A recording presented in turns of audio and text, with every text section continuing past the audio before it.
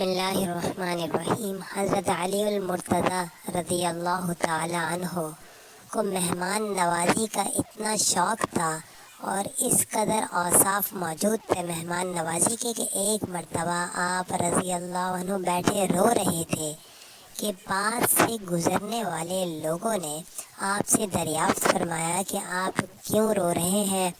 تو حضرت علی المرتضیٰ رضی اللہ عنہ نے رونے کی وجہ دریافت فرمایا اور فرمایا آپ میرے گھر میں 7 روز سے کوئی مہمان نہیں آیا اور میں اس لیے رو رہا ہوں کہیں اللہ تعالیٰ اللہ رب العزت مجھے ذلیل تو نہیں کر دیا، یعنی کہیں اللہ تعالیٰ نے مجھ سے اللہ ناراض تو نہیں ہو گئے کہ میرے گھر میں مہمان نہیں بھیجا۔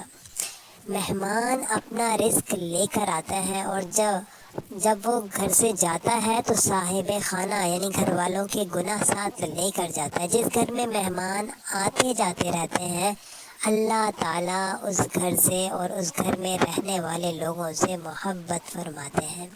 اللہ پاک ہمیں بھی مہمان نوازی کی توفیق نصیب فرمائے۔ السلام علیکم ورحمۃ اللہ۔